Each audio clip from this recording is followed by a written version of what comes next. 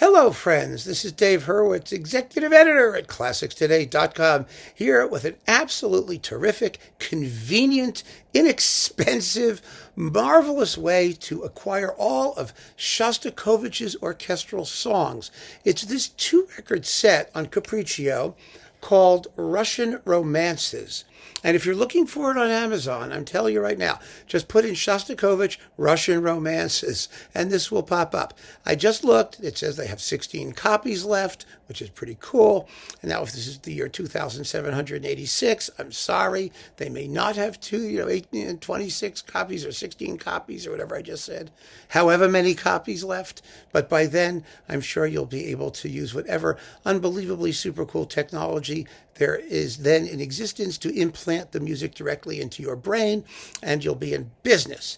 But this is a wonderful performance. It features, Mikhail Jurowski, the father of Vladimir Jurowski. He just passed away, by the way, rather sadly, with the Cologne Radio Symphony Orchestra. These are first-class performances with wonderful soloists, including Nina Fomina, who was the soprano soloist in the Vladimir Jurowski Mahler 4 that I just talked about quite recently with the LPO, and Tamara Sinyovskaya, or Sinyovskaya, or something like that, and Arkady Mishenkin and Vladimir Kasachuk tenors, and Anatoly Kucherga, we all know about him, and Anatol Babukin, and Stanislav Suleimanov, bass. And boy, are these great songs. They're very serious songs at Shostakovich, They're called romances, which is what these songs were called back in the day, especially in Russia. Mussorgsky wrote songs and romances, or whatever. He wrote romances of death and all that stuff, the songs and dances of death. And then he wrote a bunch of romances, and Rachmaninoff wrote romances, and they're all called romances. Shostakovich's model for his songs was Mussorgsky, especially the ones for bass voice. And oh my goodness, these are wonderful. Some of the orchestrations of these songs weren't really discovered until after Shostakovich died. It wasn't known that he'd arranged what were originally piano pieces, piano and voice, or piano trio and voice, or small ensemble for orchestra. But he did, and they are all here, and they are incredible. There are 6 different song cycles of varying sizes. And I'm going to tell you what they are. First, you get my favorite. My second favorite. One of my favorites. From Jewish folk poetry. Oh my God, this is gripping, fabulous. Shostakovich at his very best. It was one of the works he wrote and hid until after Stalin died because he knew it could never be performed. And it is absolutely fabulous. It contains, how many numbers? There's 11 songs, and I'm going to play a couple of them for you just because they're so beautiful. And I like them not because I'm Jewish. It's nothing to do with that, but because the music is just so compelling. And you have 3 soloists who participate in most of the songs one way or another, either singing, taking turns with verses, or providing some sort of accompanimental something or other, or backing, or it's so imaginative and beautiful. So the first song I'm going to play you is called Fussy, Mommy, and Auntie. And there's something so wonderful about this song because Shostakovich has created a folk song in the Jewish or Slavic idiom of that type, and it's so beautifully done. It's a tiny little song, and it's unforgettable. I can't get it out of my head. Never mind. I'll play it for you. Here it is.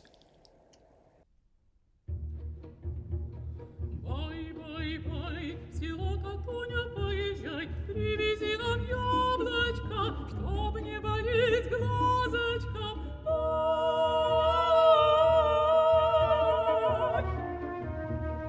Бай,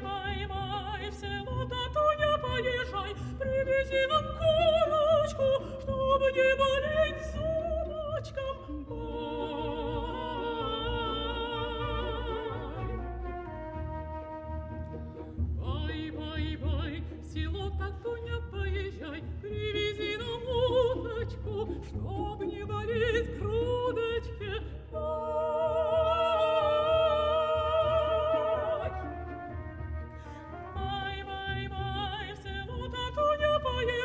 Привези нам кусочку, чтобы не болеть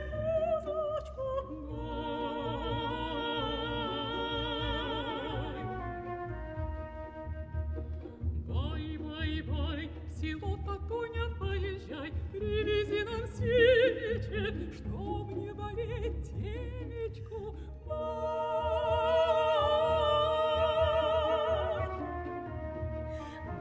Вай, в село татуя поезжай, привези нам зайчика, чтоб не болеть пальчиком.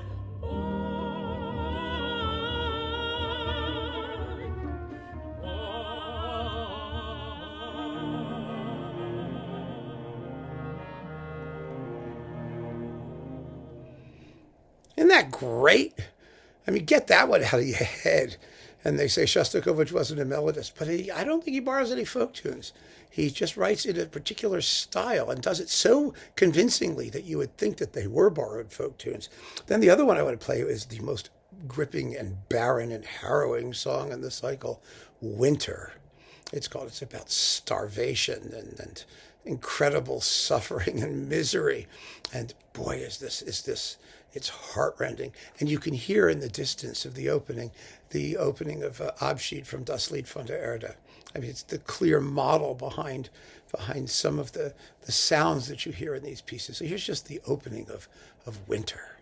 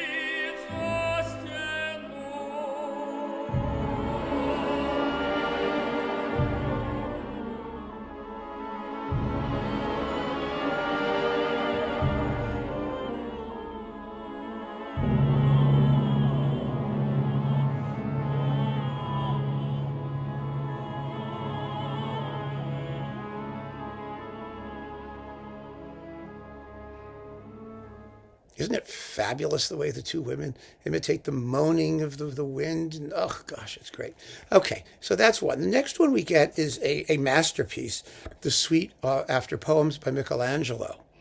And this is an absolutely fabulous piece, really the companion work to the 14th Symphony, and quite similar in many respects. It's for solo bass, and it sets, let's see, how many poems here? There's like 1, 2, 3, 4, 5, 6, 7, 8, 9, 10 poems. And they are really, really wonderful. Wonderful words. Oh, and you get a booklet here, by the way, with the words and translations, which is really important. And the Michelangelo Suite is symphonic length. It doesn't get performed very often, I think, because of the difficulty of finding a soloist who can get through it all live and in concert, although the scoring it's late Shostakovich. It's very sparse, very precise, but the closing poem, Immortality, is so hauntingly beautiful. I did another video about this piece, and I talked about that. It's absolutely exquisite, and so I don't feel I need to play more of it here. Then Compact Disc 2 has shorter songs. We get the three romances on poems by Pushkin, which are Regeneration, A Jealous Maiden, and Premonition. It's very short work. It's about 6 minutes. The three songs are 6 or 7 minutes total for all three. And then you get the 6 poems by Marina Tsvetieva, which are extremely, extremely moving and just marvelous. They're called My Poems, Where Does Such Tenderness Come From? Hamlet's Dialogue with His Conscience, The Poet and the Tsar, Know the Drum Beat, and To Anna Akhmatova, the other wonderful Russian poetess. And it's really extraordinary. It's an extraordinary work. Then the 6 romance to verses of English poets. These romances, oh, these are marvelous. And I have another little sample, which I think I've played before because it's so much fun. It's Mcpherson's Farewell to the text by Robert Burns, because the music to this song, Shostakovich reused in the second movement, Humor, of the 13th Symphony, the Babi Yar Symphony, for the same thing. Because the tune is, he danced a jig around the gallows tree. He was getting put to death, Mcpherson was. And that's exactly what happens to Humor in the 13th Symphony. And so as Humor is being sentenced to death and strung up, we hear the tune from Mcpherson's Farewell. Here is the tune from Mcpherson's Farewell.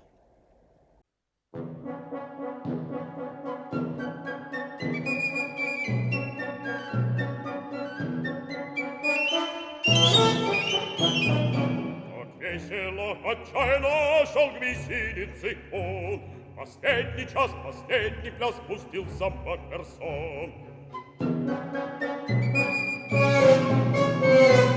Привет вам, тюрьмы короля, где жизнь плачет рабы.